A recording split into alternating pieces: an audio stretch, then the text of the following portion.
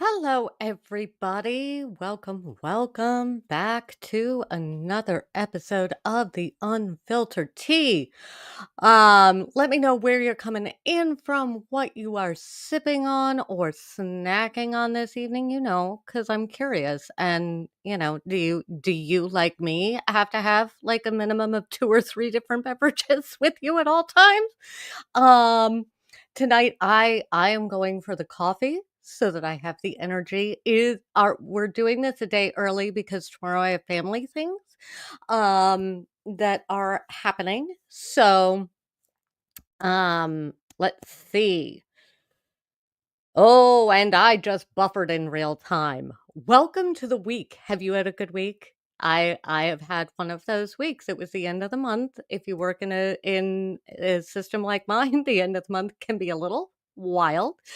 What are we talking about tonight? Well, I thought we were done with Karen Reid.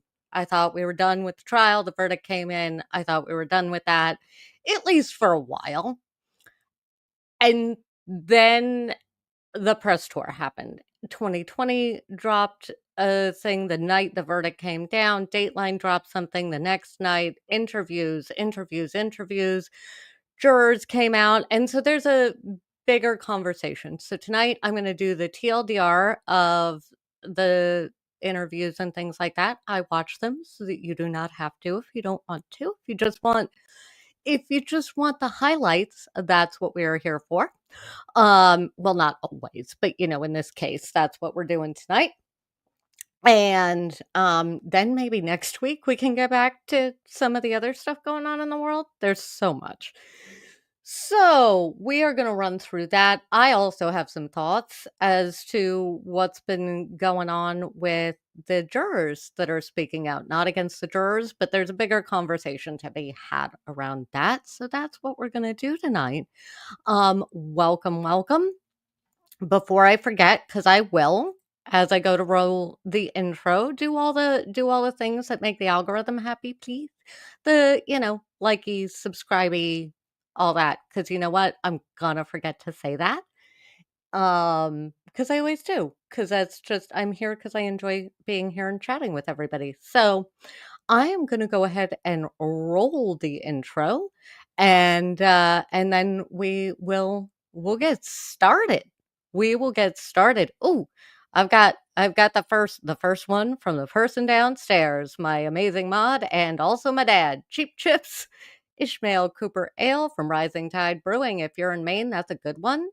If you're not from Maine and you like a good Maine microbrewery, also good beer. Give it a try. Not sponsored. All right, let me find the intro and let's roll. Hello and welcome to the Unfiltered Tea, a show where we say all the things you wish the newscasters said, unscripted and unfiltered. We talk about politics, pop culture, and courts, so pull up your soapbox, pour yourself a cuppa, and let's go. Correction, copper ale. I don't know which way I said it because I can't remember because, my brain is mush. Let's go. Let's go. So, the TLDR of all of the interviews, I made notes, guys. I made notes. Like I actually wrote them out. So if I'm looking over here, it's because I actually wrote some notes out for tonight. Haha, shocker. Um all right. So what does not surprise me is that a press tour happened. I expected statements and all of that. Um elected DA, just putting the elected out there. Elected DA Michael Morrissey's statement was the best one from that crew, which was quite simply the jury has spoken. This is why we have jury trials. Um, so he said that we're going to break down Hank Brennan's statement. I have thoughts about Hank Brennan's statement. We're going to break that down a little later in the show. So after the verdict came down, 2020 did like a 2-hour thing. It was mostly stuff that we'd seen before and a lot of the same footage that we have seen from some of the other docu-series and things like that. What I found interesting about the 2021 was if you'd watched that prior to trial 2, because they've done a few of these, The editing was very different. So it was as though they had sort of 2 versions because they love to do the big drama and the music and the, "Oh my goodness," and all of that with their editing, and, I thought it was very interesting that how they edited the one that they dropped the day after the verdict was kinder to Karen, um, and the O'Keefe family because I separate the 2, but, um, it's all tied into both of them end up being victims of the same problem, which was a terrible police investigation and a bias amongst the lead investigator for how to go ahead and investigate everything. Um, so it was interesting to see that their editing had changed a bit when when they came in with the not guilty verdict. Then there was Dateline that had no change. Dateline was completely different, very edited, very the subtext of the Dateline one was very much it felt very much to me to come across as Karen Reed is guilty, but we just can't see that. Um, and it was just odd. I didn't like it. I watched it, but I didn't like it. They also had, I can't remember which of these had the Proctor interviews, probably all of them, um, where former trooper Michael Proctor was talking about being sad about being terminated and wanting to appeal the decision to be able to go back to the force and all of that. And here's the thing. Choices have consequences, and he made really bad choices, and those really bad choices had consequences. Um, so yeah, I don't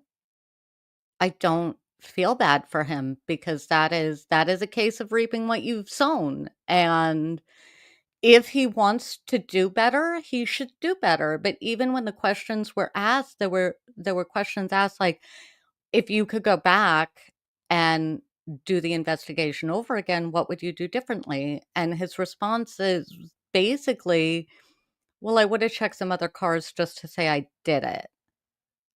That doesn't indicate and there's no regret for the text messages he sent or anything like that. So, ew, no, be gone, sir. I don't. That's about as much time as I'm spending on him, unless and until other things come out about his conduct.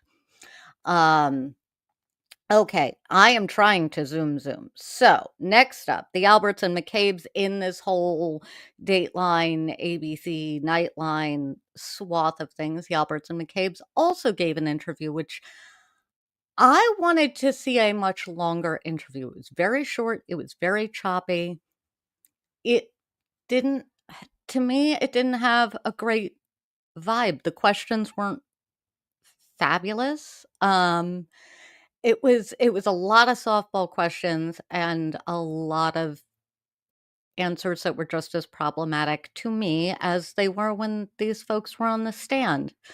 Um, and that is and a lot of, "Oh, woe is me, I'm the victim" kinda thing. Now, here's what I'm gonna say on that.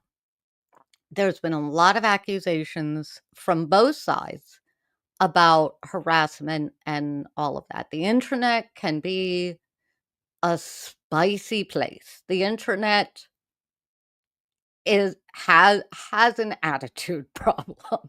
It does. And here's what I will say on this one. You leave the O'Keefes out of it. You do not go real world with anybody. Those 2 things. And otherwise, I'm sorry, but it's, to my mind, not harassment if I'm sitting here going, "We wanna know why you didn't come out of the house." And if your only answer is, "I was asleep," that's a bad answer because I've known a lot of former military and a lot of cops in my time, not nearly as many as some, but let me tell you, every single one of them ate like that many lights outside their door, they're coming out of the house. And for Brian Albert to say, "What did you expect me to do? Come out of my house in my shorts?" Yeah, most of the good ones I know would have done exactly that. Or they would have thrown pants on as they were leaving the house to see what was happening, to see what they could do. It's odd behavior, and I still have questions. And I think the public having those questions is reasonable. I don't think it's reasonable to be big mad that everybody's going, but I don't, that answer just, I need more from that answer. Um, but the reporter didn't follow up, or maybe they did. Like I said, the interview was cut in such a weird way. It was like watching that Amber Heard interview, where if you watched it in real time, interview on like Good Day America or something, and if you watched it in real time and then you went back and watched it 2 hours later, there was like sentences just clipped out of it midstream. It was very seamless. It was very terrifying. There was a whole big deal made of it at the time. But it had that vibe to it, which I didn't love. So that is basically the headlines of all the mainstream media stuff around the witnesses and players and whatnot, um, in that chunk. Next, we're moving on to the attorneys. Which is, here's where I get to be fangirl for a second. So here I am. I've come on this stream. I've told you like which lawyers I love watching and all of that. Well, one of them got the interview that everybody wanted with David Yannetti and Bob Alessi, attorney David Yannetti and attorney Bob Alessi. It was Runkle of the Bailey. I have linked that interview in the description of this video. When we're done here, go check it out if you haven't yet. The questions are fantastic because there's no commercials, there's no advertisers that have to get fit into everything. It was so nice to see a conversation. The questions were great, and it gave room for real conversations, which was also really nice, which you don't get. And I think in that interview, Attorney Alessi said something where the legacy media wants the soundbite, and in a format like we have on this channel or like Runkle has on his channel, there is more space for better questions, longer follow-up, a more in-depth discussion.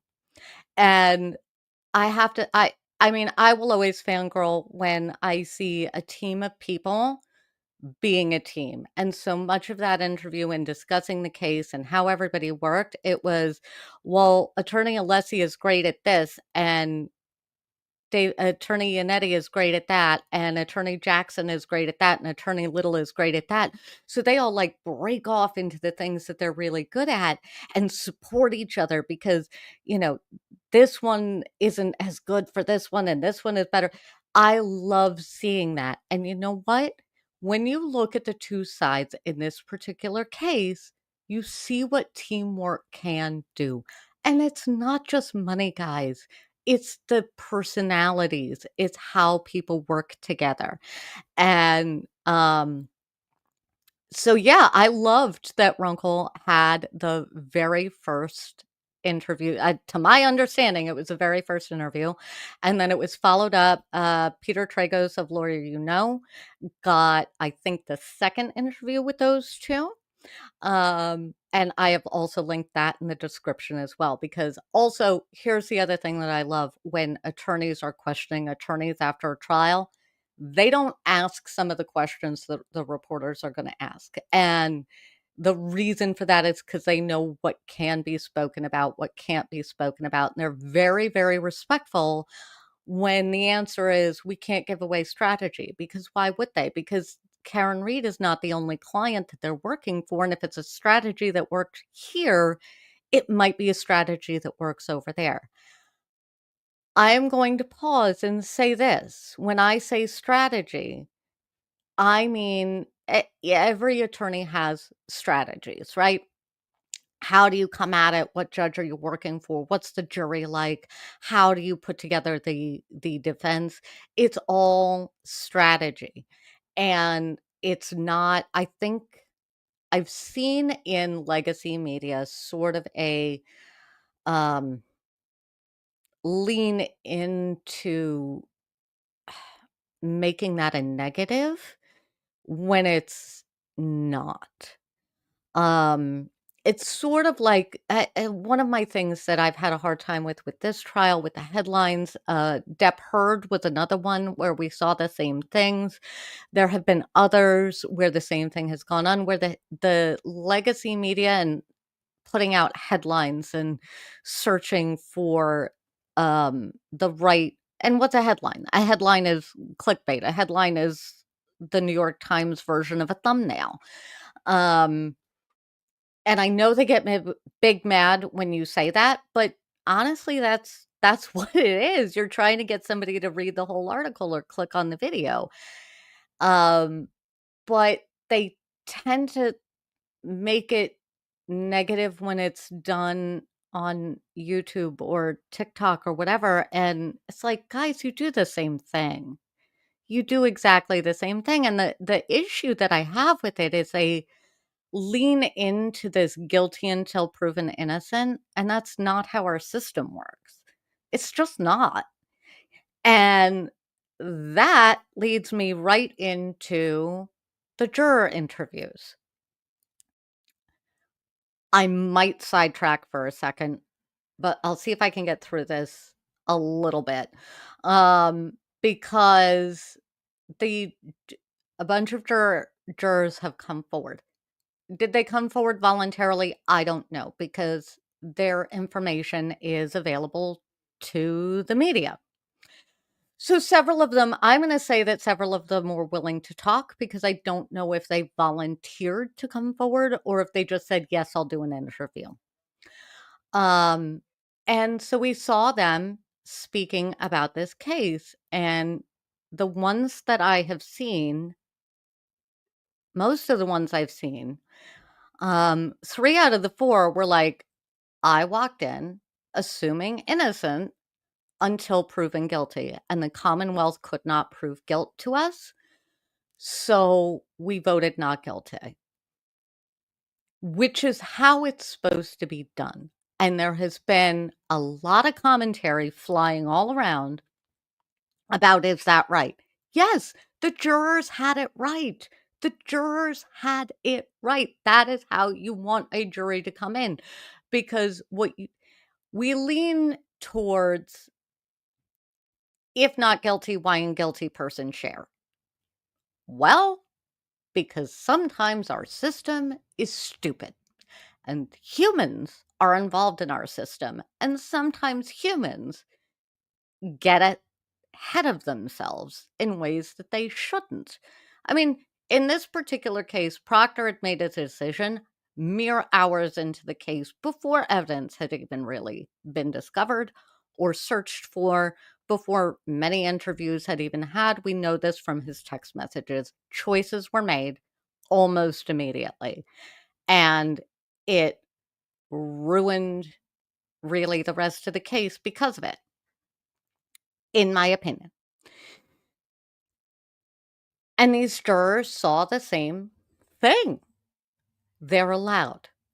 Um, so where I have issues with how these jurors have been treated, these jurors are coming forward, they're saying what they're saying, and all the ones I've seen have also said unequivocally that this was a really hard thing, that it was a really weird moment to deliver this verdict and hear the cheers from outside and feel like they had served the justice system well, but also have empathy and compassion for the O'Keefe family.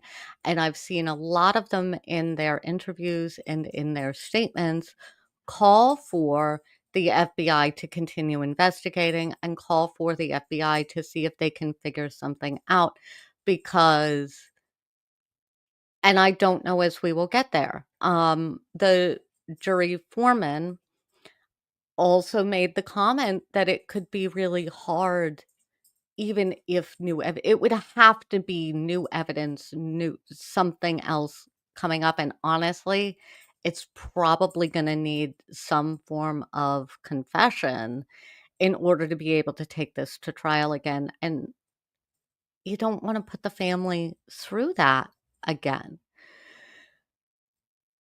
And then the internet did its thing. So I see these things from the jurors, it makes all the sense in the world to me. They have they the ones I've seen have kindness and compassion and everything for Karen Reed and the O'Keefe family. And then the internet decided to come for them. And I have problems with that. I have problems with that also because being a juror is not easy, not in a case like this. You have to see things that what we see on the TV, that pool camera did a spectacular job of noting when it was autopsy photos or things like that and not showing us those. And that is how it's supposed to be. But the jury did have to see that. That's part of it. And it's a big thing when you sign up to be a juror. When you get when you get summoned and you get chosen, it is a big thing. The fact that their information is not automatically sealed in Massachusetts, I've got thoughts on. I really do. Because I think it should be up to a juror to come forward. I don't think I really don't think they should be in a situation where they feel like they have to speak, but I appreciate that these jurors have come forward. I have not gone hunting for their information. I would love to talk with them. I would love to talk with them about their experience after delivering this verdict. Because you get some of them like Juror 11, who is, I've watched a ton of her interviews. She's delightful. Um, and she is very well spoken, and her response has been, now I want to know all of the things. Exactly what I would be like, right? Like I didn't know anything coming in. I want to know all of the things. Um, Juror 11, Miss Paula, if you happen to come across this, please go watch Emily D. Baker's stream. Think I think you'll enjoy her commentary. I really do. Um, I could call out everybody, but just your personality, what I've seen, everything. I think you might be happy over there. Or some of my coverage, I don't know if you happen to come across this. Sure, if you just want some of the highlights, because I think that's all I did for trial one. That, but so yeah, I am increasingly on the side of if you're a juror, you should have your information just sealed so that if you want to come forward, you can come forward to the news media and the news media that you want to talk to. Because, yeah, I mean, I saw something from Juror 11 today who has just clapped back to the internet in some of the most delightful ways. If I were still on Twitter, 10 out of 10 would follow her. Um, but she put up a video today that was like, I got to take a break because this is not about Karen Reed or John O'Keefe anymore. And that's kind of a problem. I'm paraphrasing. She said it in a much more delightful way. I did not pull it up because I don't have access to her actual page. And if I'm going to give the views to anybody, it's going to be to her. It's the same reason I'm not pulling up clips from any of the interviews with Yannetti and Alessi because I love them, but I want them to go get the views. So link in description. Um, but I just don't come for the jurors. They went about this in the right way. If you want to be angry, if you, like most of us, still feel like John O'Keefe did not get justice, there are options. The options are um, better investigations. The options are investigations from some of the others avenues, like who knows what the FBI will turn up in 6 months or a year. Yes, Brennan said that the investigation was closed, but there's a lot of folks online and everything that have worked with the feds before, and you know what they don't do? Tell the target of an investigation that the investigation is closed, unless it's to get them to assume it's closed and keep doing the things that they're doing. Um, yeah, yeah, that says this might be tied to the larger political upheavals we're seeing in which such partisanship, loyalty, shared beliefs prevail over all other considerations. It's it's an issue. And the thing is, in order for our justice system to work, we need the jury system to work. And what that means is we need people who are smart, reasonable, intelligent human beings who are in a position where they are willing to give up their time, and for a lot of them, give up a significant portion of their regular pay to provide a very needed civil service and sit on juries, whether it's civil or criminal. We need them. This is actually okay. So I watch John Oliver a lot, and I think it was just last week, he did a whole segment on the juvenile court system and how that's mostly judges. And I cannot help but thinking that if we added juries into that part of our court system, we might have better outcomes and we might have people more aware of that level of our court system. Because juries will jury, juries are human. They don't always provide us the results that we are hoping for. But at the same time, like, sidetrack, squirrel moment. Um,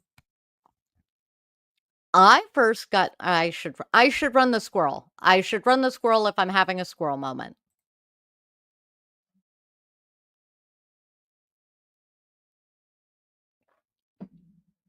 Okay. How did I get into watching court cases? Is it's all tied together? It is ultimately all tied together. I got into watching court cases. The very first one I watched was the O.J. Simpson trial. Um, yes, I was in middle school, but my 7th grade history teacher, Mr. Harriman, thank you. If you happen to come across this, thank you for doing this. Um, he thought that the best way for us to understand a very key part of the American justice system was to watch a trial um, on TV, just the gavel to gavel coverage. It was brand new back then.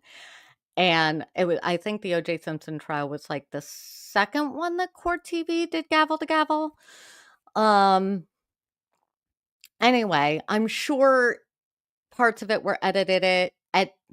I cannot speak. Mercury is going in the microwave next in a few days.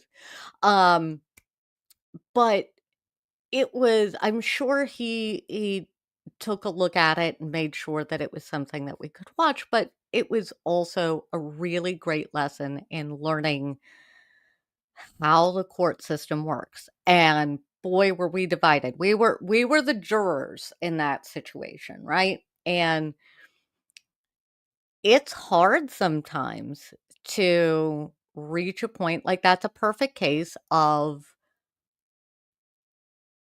on the one hand, I do think in that case the prosecution did prove it beyond a reasonable doubt. However,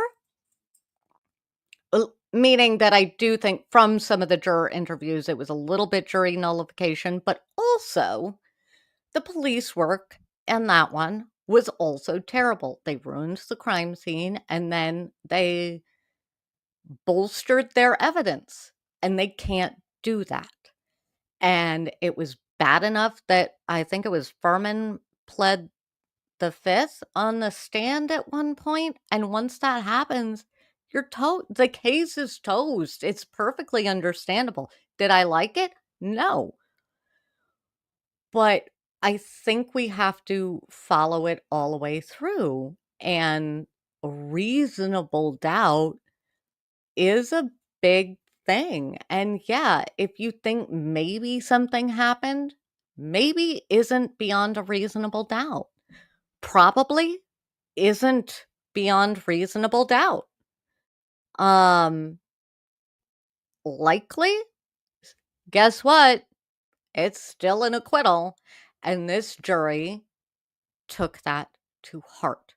So, if you're on the internet, not this group. This group, the folks who watch here, the folks who watch the people I talk about, the folks who are in the chats that I am in, it's that this isn't the problem. But um it's wild to me that these jurors are having to deal with this. Leave them alone. They've done a great service. Um and with that, we're going to move on to Hank Brennan's statement. Why are we moving on to Hank Brennan's statement? Because this statement is part of why these jurors are going through this, in my opinion. I don't think this was an appropriate statement. I don't like it. I think if you're a prosecutor and you are sure of your case, you go in and you lay your case out. And if you've got the evidence, the jury will be with you. If you don't have the evidence, this is the kind of result you're looking at. So maybe look in the mirror for a minute and see. But I think everybody involved in this case on the prosecutorial end was too close to it. They were too close to it. So this is the one statement we're going to look at because it makes me mad, which I know makes no sense, but that's what we're doing. So I'm going to look at this, and then I am going to, then we'll close out the evening, and we can go about our Saturday night, and that's what we'll do. So let me share screen. That one. Oh.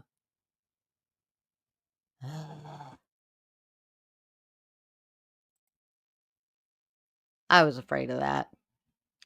I tried to put it in reader mode and it would not go into reader mode. I need somebody at some point to I need a tech. I need a tech help at some point. Anyway. All right, let's read Hank Brennan's statement.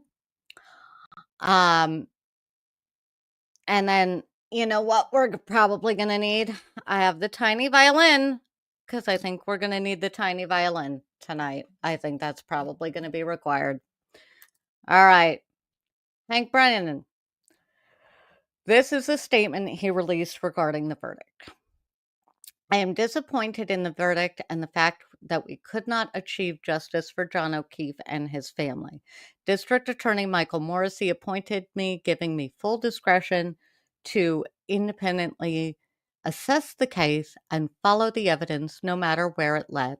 After an independent and thorough review of all of the evidence, I concluded that the evidence led to one person and only one person. Neither the closed federal investigation nor my independent review led me to identify any other possible suspect or person responsible for the death of John O'Keefe. Really? Were you looking at any of the things you presented, sir? Because there's a whole bunch of stuff that looks like it should have been followed up with. Okay, I will continue with his statement. The campaign of intimidation and abuse that has been waged, funded, and promoted in public and on social media is the antithesis of justice.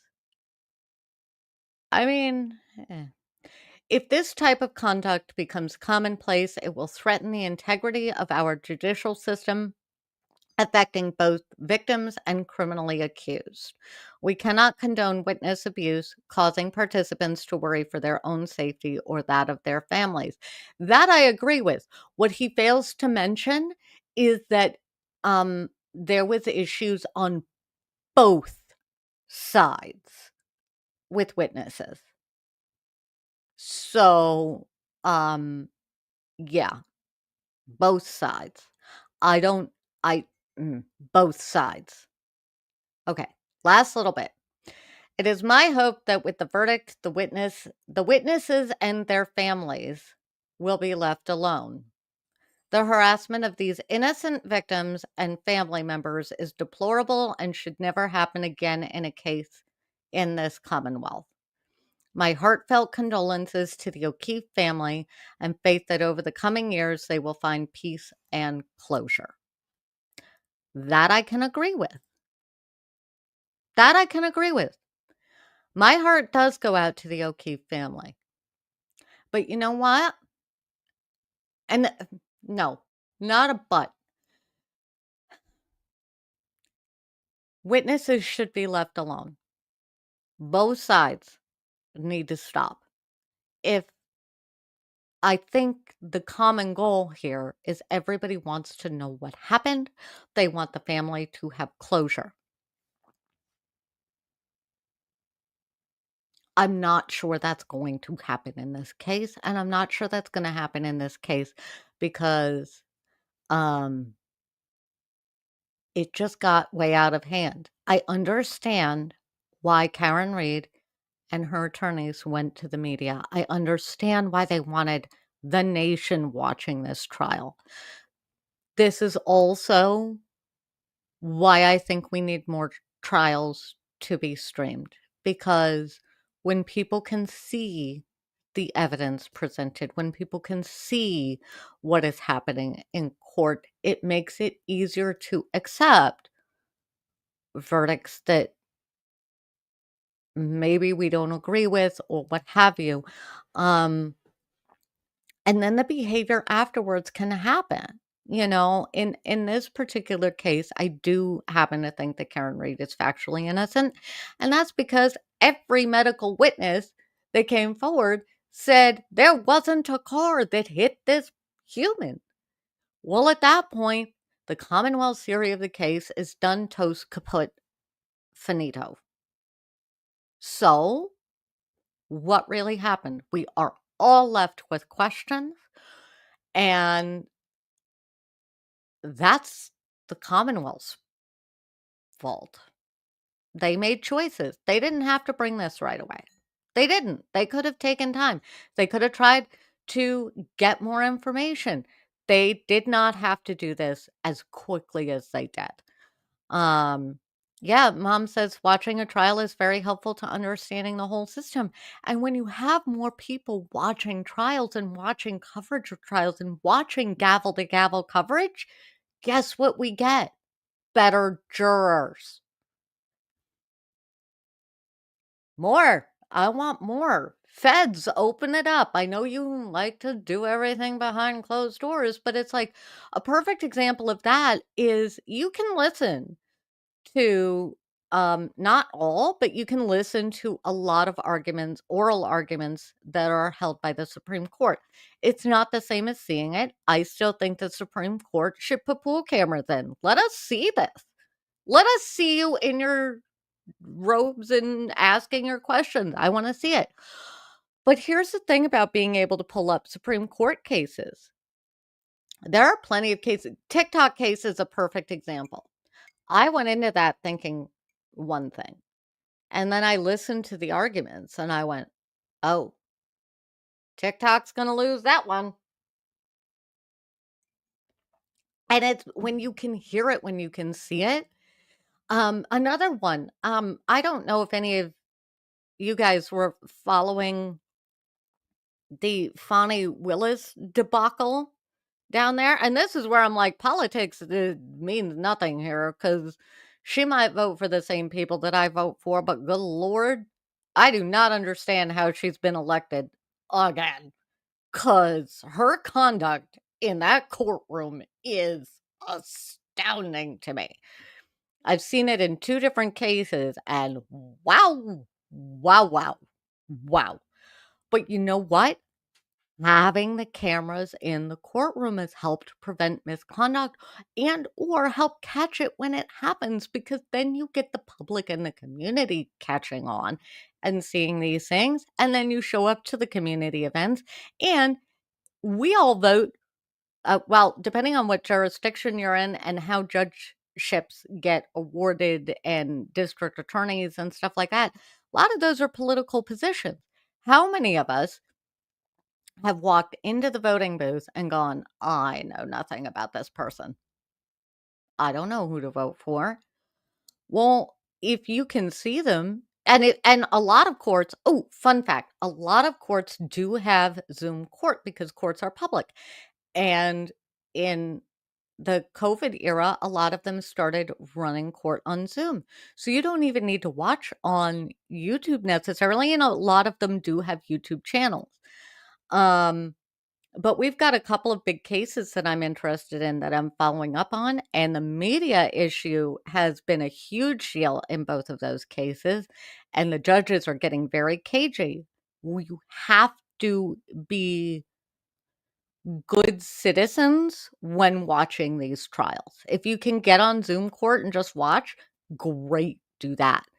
But be kind, be curious, and be kind. Because if you are not curious and you are not kind, if you just come at it with the fire that we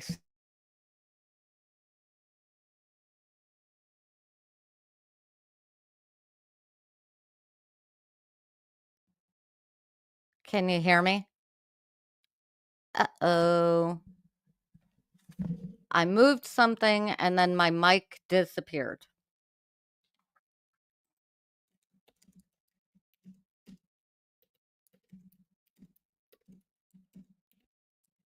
Hang on, guys. Getting this into chat so that I can how am I doing? Did we come back? This is a very delicate mic. Okay. I'm back. I am back. Chat says I am back. Okay. I guess hey guys. Hang on. Let me get my calendar. I'm gonna try very hard not to touch. Thank you. I'm good now. I'm good now. Yay! All right. Thank you, thank you, thank you guys. All right. This is your warning. Thursday. Yep, we have 1 week. We have 1 week. 2 weeks. Thursday the 17th, Mercury goes into the microwave. How do I know this? Because I have stopped being able to speak and I'm doing things like pulling out my mic cable. But you know what? We're at like almost 45 minutes. I have ranted quite enough. Let me know what you guys think. What do you think would be let's chat in the comments. Let's leave the comments, leave things in the chat. What do we think we can do? I don't know what all the answers are, but I think we need more sunlight. in the courtrooms. I think it holds people accountable better. And I think as citizens, we need to be better about knowing our local jurisdiction, knowing how courtrooms run, because you know what? Also, we never know when we might find ourselves inside of a courtroom, whether it be as a witness or in the defendant's chair for whatever reason, or in the plaintiff's chair. You never know. So if you've got a sense of how everything runs, I think it makes us better citizens. I think it makes us smarter and wiser. I mean, I've seen things actually since all of this has happened. I've seen um, certain authority figures getting very mad when people know their rights, and they just say, I like with all the ICE stuff happening these days, I want an attorney. I want an attorney. Get in it. That is a perfectly, guess what? That's the only thing you know.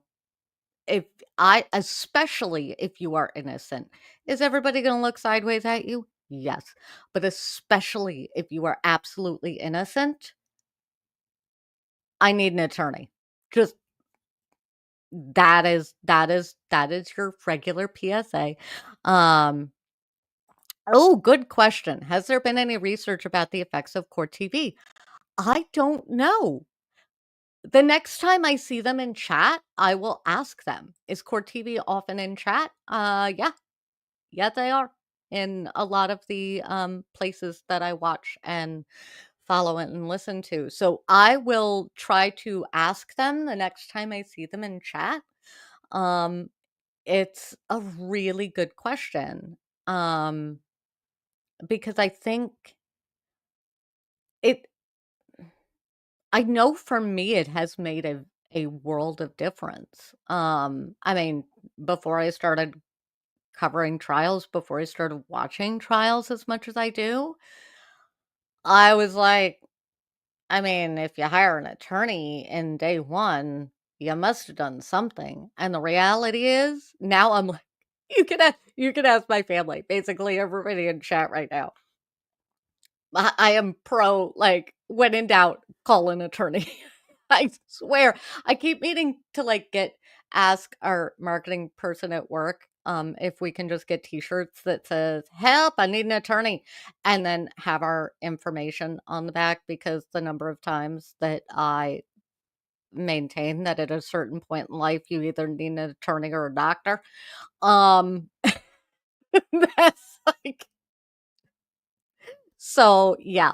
Um yeah, with all the ICE stuff and things like that, when in doubt, call an attorney or a doctor. Like, it a lot of times you can walk into that, is there an attorney for that? Probably. But probably. I don't even care what the what is. There's probably an attorney for that. So, um, am I an attorney? No. Mm-mm. Mm-mm. I work for them. I do the math that a lot of them hate to do. So, this is also because I do the job that I do. Hi, guys. If you're an attorney, and you do regular monthly billing, if you haven't gotten yours in yet, now is the time. Hit all the do all the likey subscribey things, and then immediately go email your biller, apologize, and send the bills to them. Okay? Thank you. Yes. Yes, that is a great idea, Dad. Maybe we need a legal version of urgent care. Oh my goodness. Hi, work. If you work with me, good idea. Good idea. Can somebody clip this and send it to our managing partner? Because that is an amazing idea. Or, I love that idea. If you're an attorney and you're at all interested in this, please get in touch with me, because I want to now hash this out. I will go down this rabbit hole for 3 hours if you let me. That is a wonderful idea. Okay. So nothing tomorrow. I will not be here tomorrow because family things. And next week, honestly, at the rate the news cycle is going, I have no idea. I have no idea. I have no plans for next week. There's no trials on the docket that I am looking at watching. Um, I'd kind of like to get back to politics because what do we talk about here? Politics, pop culture, and court. And we've done a lot of court. So I'm definitely in the politics and pop culture kind of thing. So if you've got any stories or any of the things that are happening these days, maybe we'll do a late Pride. It is Pride this month. We could do a late Pride thing. Um, I don't know. I don't know. Leave me your ideas, chat, because you guys are awesome and I love hanging with you. If you are on replay, thank you. Thank you for watching. Do all the things that I always forget to tell you to do that keep the YouTube gods and the algorithm happy. Um, and yes, I do try and remember to say it because I always forget when I'm watching people that I like. So that. Um, I hope everybody has a fantastic week, a fantastic 4th of July. I know this year it can be a little weird. I understand that. Um, maybe we'll do some dives into history. I don't know. Leave me what you want to talk about, and we will do that on Sunday. You'll see it on the thumbnail when I make choices. Um, yeah, we will go ahead and do that. It, all right, I'm getting requests for a review of Pride. So, we will probably have that on our list for next week. That is in the hopper, Miss Leah. Thank you so much. Thank you everybody for joining me. As always, oh no, I need to find the buttons. I need to find the buttons. As always, everybody, it's been a delight to hang out with you guys. Yes, I had coffee and it was needed. Um, Thanks for joining me. Be well. Do good. Remember to bark a lot. And I will see you on the next one. Thanks for joining us for another episode of The Unfiltered Tea. Don't forget to hit that like button. If you have a story you want our unfiltered take on, go ahead and drop it in the comments, and we will see you next time.